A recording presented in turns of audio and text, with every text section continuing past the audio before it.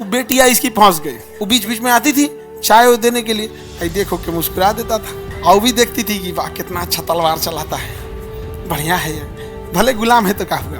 अब मोहम्मद गोरी तलवार निकाला, उसका मन किया कि काट दे किसको, लेकिन बेटी बीच में आ गई। खबरदार अब्बू, अब बेटियों को ही छोड़ दिया, कहा कि तुम लोग इस साम्राज्य संभालो। अब भारत पे कब्जा हो गया किसका, गुलाम वंश का।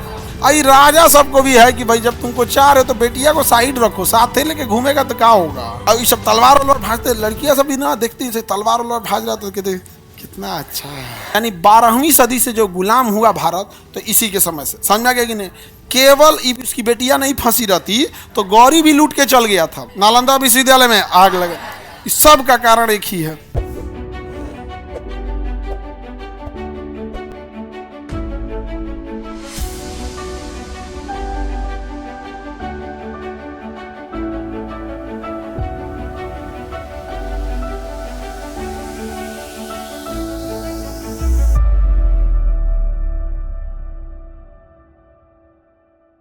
महमूद गजनबी आया और भारत में पूरा लूट बूट बनाया।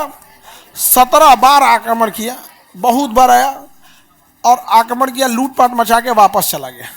लूटपाट मचा के कौन, महमूद गजनबी। तो गजनबी ने तो लूट लिया, चला गया। अब गौरी को देखते हैं, किसे देखते हैं, गौरी। ये तो लूट के चला गया। गौरी आया, उसने भी भारत पर आक्रमण किया और यहाँ पर जयचंद को हराया, पृथ्वीराज चौहान से युद्ध किया और कब्जा कर लिया यहाँ पर। कहाँ पे, दिल्ली में। लेकिन दिक्कत क्या हुआ, मोहम्मद गौरी का एक गुलाम था, कुतुबुद्दीन ऐबक। मोहम्मद गौरी का गुलाम था, वो हमेशा उसके साथ रहता था कि सर ऐसे नहीं, यहाँ युद्ध करना, हथियार कम हो रहे हैं, खाना पीना कम हो गया, अगर दिल्ली पे चढ़ाई करेंगे तो ये राजा हमारा साथ देगा, ये राजा साथ नहीं देगा, नदी के इस ओर हमें अपनी छावनी डालनी है, इतने तोप रखने हैं, घुड़सवार कितने रहेंगे, ये सब कौन देखता था, कुतुबुद्दीन ऐबक। और कुतुबुद्दीन ऐबक ने ना मोहम्मद गौरी की बेटिया को फंसा लिया।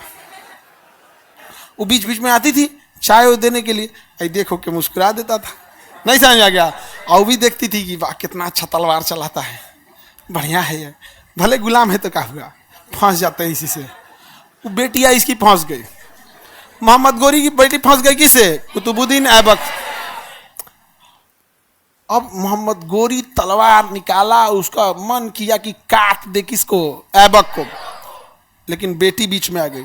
खबरदार अब्बू, याद कीजिए जयचंद और पृथ्वीराज चौहान के बीच में यही लड़ाई थी। अगर जयचंद अपनी बेटी का विवाह करा दिए होते पृथ्वीराज चौहान से तो आज उनका साम्राज्य बचा रहता। आज आपको भी मौका मिला है। अब मोहम्मद गौरी करे क्या, एकदम बिखिया के रह गया। कहा कि गांव ले जाएंगे तो बड़ी बेइज्जती होगा, तो कुतुबुद्दीन ऐबक को ही छोड़ दिया, अब बेटियों को ही छोड़ दिया। कहा कि तुम लोग इस साम्राज्य संभालो। और उस समय फोन, व्हाट्सअप, यूट्यूब था नहीं, आपने चल गया गौरी वापस। अब भारत पे कब्जा हो गया किसका, गुलाम वंश का। किसका, गुलाम वंश का कब्जा हुआ 12वीं सदी में, और यहां से कब्जा हुआ कब तक, 15वीं सदी तक, 300 सालों तक। कितने सालों तक। और इसी के साम्राज्य को खत्म किया बाबर, और बाबर रहा 18वीं सदी तक। यानी 12वीं सदी से जो गुलाम हुआ भारत, तो इसी के समय से, समझ में गया कि नहीं।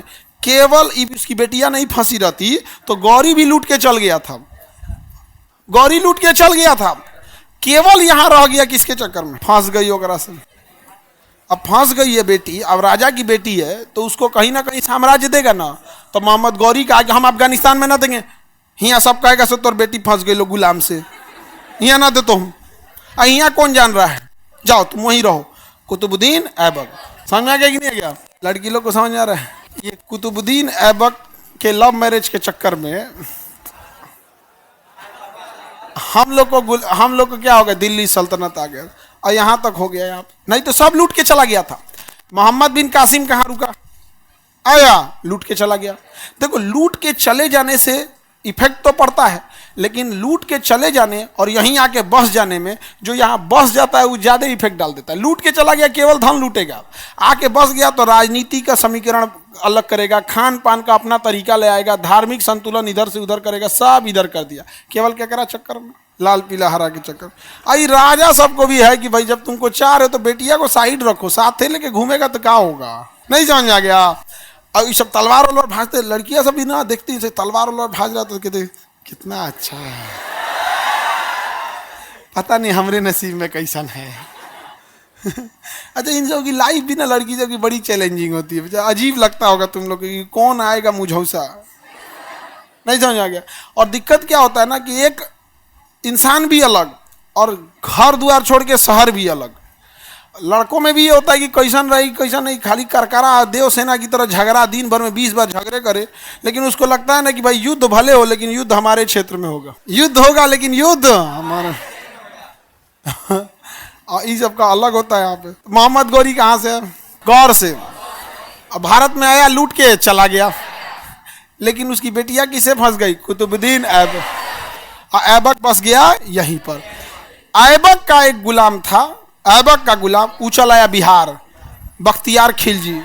ऐबक का बिहार चलाया, आगे नालंदा विश्वविद्यालय में आग लगा दिया। नालंदा विश्वविद्यालय में आग लगा। इस सब का कारण एक ही है, इस सब का कारण यही है। नालंदा विश्वविद्यालय जलने का भी कारण बस एक ही है। कौन बोला था बियाह करने के लिए? ले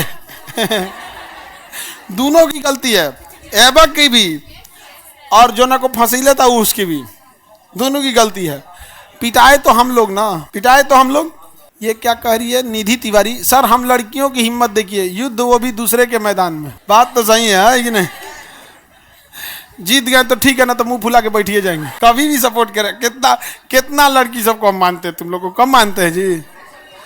हाँ, 10 सास मिल के उतना नहीं मानती होगी जितना हम अकेले मानते हैं। आगे बढ़े, कंधार वगैरह समझ में आ गया? देखो आखिर यहाँ से ये लुटेरे आते क्यों थे सब, इनकी समझो था। आखिर यहाँ है क्या? जिसको देखो यहीं से आया, हुंड यहीं से आए थे सब, आर्य यहीं से आए थे सब, कुषाण यहीं से आए सब, हिंद यूनानी भी इधर ही से आए, शक भी इधर से आए, पहलव भी इधर से आए, हखमनी वंश भी इधर से ही आया। अंग्रेजों चोटा समुद्र से आया था सब, अंग्रेज इधर से नहीं आया था, अंग्रेज समुद्र से आया था, वास्को डी गामा आया था अंग्रेज। अरे बाबू अंग्रेज भी इधर से आ रहे थे सब, यही सब बिचवा में काट कूट के फेंक देता था सब, अंग्रेज सब कोई बिचवा में काट कूट के फेंक देता। इसलिए अंग्रेज समुद्र के रास्ते आया, सब डरे डरे। वास्को डी गामा समुद्र से आया, रास्ता था ही भारत के 1498 में वास्को डी गामा आते हैं। 1498 में कौन आता है? बस यहाँ 712 में मोहम्मद बिन कासिम आ जाता है। हाँ, 1192 में मोहम्मद गौरी आ जाता है। उससे पहले 1176 से पहले तक यहाँ पे गौरी रहता है। 1025 में कौन आ जाता है? गजनबी आ जाता है। एकरा इतना 15वीं सदी तक एक रास्ते नहीं मिलता है, लेकिन इस सब मरखावा किधर था? सब इधर। कोनो अंग्रेज आता था सब तो उस सबको 4 गो पकड़ के टेका के पहले हवा में झूला लेता था सब, समझ में गया? पलट के एगोने दे लाठी दे 1 2 3 मार के इतना मारता था सब ना, कुल अंग्रेज भाग गया सब। कहा से कि बहुत खतरनाक है सब भैया, खाली मार रहा है सब यहाँ पे। तो वो समुंदर के रास्ते आया था। अंग्रेज अपना इतिहास अपने हिसाब से लिखते हैं सब। भारत की खोज किया, भारत की खोज किया। उससे पहले से भारत था, भारत उससे पहले था कि नहीं था? भारत की खोज किया। बोलो ना, डर लग रहा था इधर से आने में, डर लग रहा था, इधर मार के रद्द कर दिए थे। वास्को डी गामा गया इधर से समुद्र के रास्ते, कहा कि यहाँ का आदमी बहुत अच्छा है, हो वसुधैव कुटुंबकम, बढ़िया बढ़िया बात बतियाता है, यहाँ का आदमी बहुत अच्छा है, मसाला वसाला इन सब के पास ज्यादा है यहाँ पे। तब तो लेके चला है सब, समझा गया कि नहीं? यहाँ पर हो क्या, यहाँ केवल पहाड़ है, रहने के लिए उतना जगह ठीक नहीं है, अनाज वगैरह उतना होता नहीं है। तो आज से 1000 साल पहले जीवन में एक ही व्यापार होता था, खेती या पशु। दूसरा आपके पास था क्या? पशु खेती नहीं तो युद्ध, पशु खेती नहीं तो युद्ध। इन सबों के पास एक और चीज मिल गया, इनके पास तांबा मिल गया, सोना मिल गया, लोहा मिल गया। इस वजह से ये लोग हथियार बना लिए और व्यापार करने के लिए आते थे। जब व्यापार करने आते थे तो उनको दिखता था कि यहाँ पे बाप रे बाप, हमारे यहाँ खाली पहाड़ है, यहाँ कितनी हरियाली है, कितनी खेती है। और जब लड़ने आया तो यहाँ का आदमी लड़िए नहीं रहा था, यहाँ का आदमी छोटे छोटे भागों में बटा था। हरियाणा में युद्ध होगा तो यूपी वाले को दिक्कत नहीं समझे, एक होके हम लोग लड़े कहाँ? भारत को संभाला केवल बिहार के मगध वालों ने, बाकी तो अपना अपना राज्य संभाल रहे थे लोग। राजा नहीं, मुख्यमंत्री थे। नहीं समझे? मध्य प्रदेश का अपना राजा, छत्तीसगढ़ का अपना राजा। यहाँ पे भाई कोई बताओ जो पूरे भारत का राजा रहा। राजा अशोक टाइप, तो बिहारी वाला था ही अशोक। राजा मतलब अशोक टाइप का राजा रहता तो लॉर्ड डलहौजी आके इधर घूम लेते हैं। और जनरल डायर को इसको पैदल ले जाता, जनरल डायर को कलिंग के मैदान में, कहता यहाँ योगा करो, तुम योगा करो यहाँ पे, और इसे मारता ना जिसका कोई हद नहीं। तो ये सब चारागाह के तलाश में यहाँ आते रहे सब। और इन लोग का क्षेत्र जो था पहाड़ वगैरह वाला था, और जिस वजह से इन्हें मैदानी क्षेत्र में लड़ाई लड़ने में आसानी होती थी। जो पहाड़ पे दौड़ लेता होगा उसको यूपी बिहार का समतल मैदान मिलेगा तो कितना तेज दौड़ेगा। तो इसलिए वो हिष्ट पुरुष भी ज्यादा थे, और उनका खान पान भी अलग था।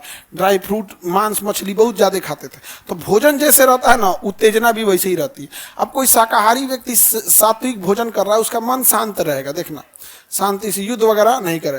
अभी खा के लिए KFC का बढ़िया चिकन, चंपारण का अहुना मटन एक हड़िया खा के लिए है और दबा के, दोनों में अंतर आ जाता है कि नहीं। तो भारत में क्या था ना, मेल मिलाप के रहने की परंपरा थी। युद्ध लड़ाई वगैरह उतना नहीं था। हमारे यहाँ का भोजन, वस्त्र, शास्त्र, शिक्षा सब उसी टाइप का था कि हमको ऐसे ही रहना है। और इसी का फायदा उठा लिए सब बाहर वाले आके, धो धा के चल गए सब। लेकिन फिर भी गौरी तो चला ही गया था, मेन फंस गई उसकी